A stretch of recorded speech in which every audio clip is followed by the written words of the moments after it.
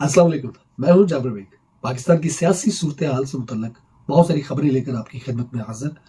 अब्दुल हजरत, सबसे पहली खबर जो आज पूरा दिन सोशल मीडिया पे और मुख्तलिफ चैनलों के ऊपर, पाकिस्तानी चैनलों के ऊपर वो चलती रही और अब तक भी चल रही हैं और उसी पे ही बात हो रही है, वो है 9 मई के जो केसेस थे उनके हवाले से जो कुछ लोगों के फैसले रह गए थे। आज फैसलाबाद की इंसदाद दहशतगर्दी की अदालत ने वो फैसला भी सुना दिया है और ये फैसला ऐसा है कि जिसके बारे में बहुत सारे लोग पहले ही बता चुके थे कि यह फैसला किस तरह का और किस नौयत का होगा।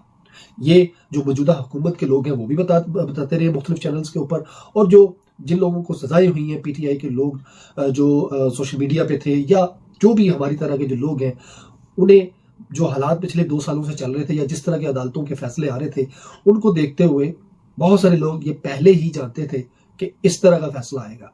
जी, जो आज फैसला आया है 9 मई के जो केसेस थे उनके हवाले से, उसमें पीटीआई के जो लोग, जो नामवर लोग थे, स्पेशली वो लोग जो अपोजिशन लीडर के तौर पे थे, चाहे वो सेनेट में शिबली फराज थे या फिर जो दूसरे दीगर जो दूसरी जो सूबों के अंदर जो कौमी असम्बली के अंदर और सूबाई असम्बलियों के अंदर जो अपोजिशन लीडर का किरदार अदा कर रहे थे, उन तमाम को 10-10 साल की सजा सुना दी गई है। बहुत सारे और भी लोग शामिल हैं, लेकिन उनमें हामिद रजा साहब और 2-4 और बड़े नाम हैं जिनको सजाएं दी गई हैं 10-10 साल की।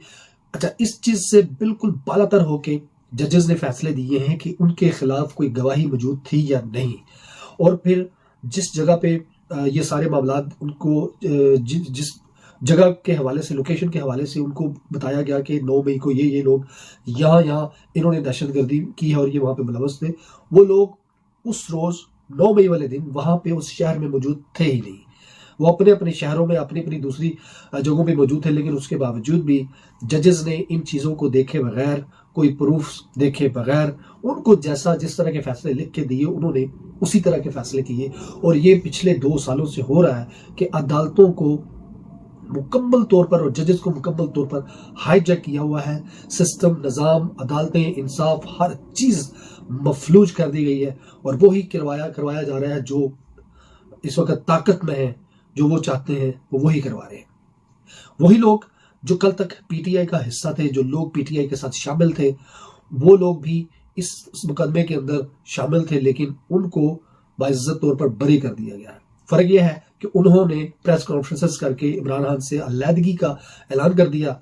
वो पवित्र हो गए, वो पाक हो गए, वो साफ हो गए और उनको छोड़ दिया गया है। और उसी अदालत में वही जज, उसी मुकदमे में जो दूसरे लोग मुलवस हैं, जिन्होंने प्रेस कॉन्फ्रेंस नहीं की, जिन्होंने हार नहीं मानी, जिन्होंने इमरान खान का साथ छोड़ने से इनकार किया, उन्हें 10-10 साल की सजा सुना दी गई है।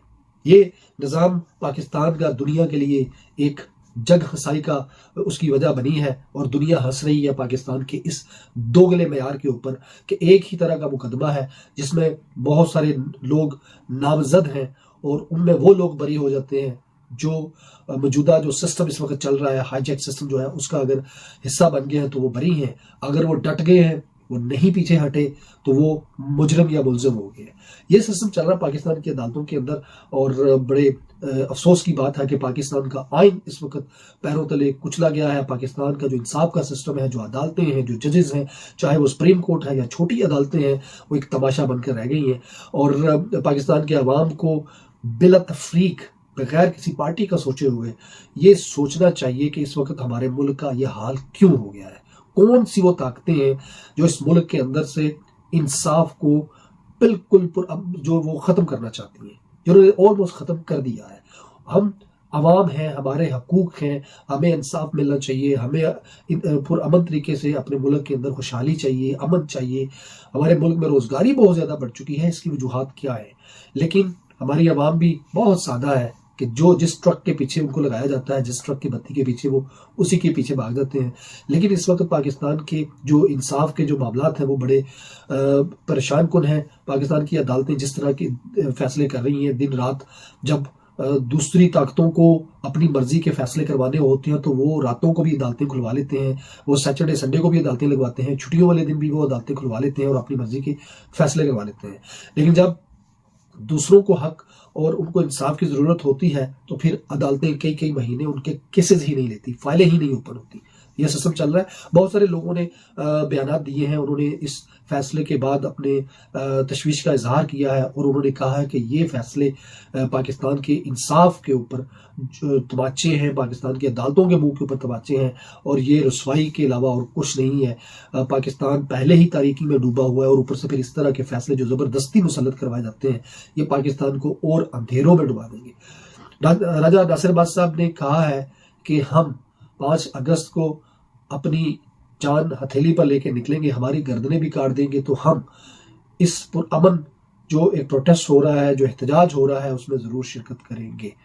इसी तरह दीगर जो लोग इस वक्त पीटीआई के साथ मिले हैं, दूसरी जमातों के, वो लोग भी इसी तरीके की आवाज़ें दे रहे हैं। वो कह रहे हैं कि इस वक्त अवाम को मुत्तहद होकर पुरअमन तरीके से, मैं बार बार एक वर्ड यूज़ कर रहा हूँ कि पुरअमन तरीके से लोगों को बाहर निकलना चाहिए।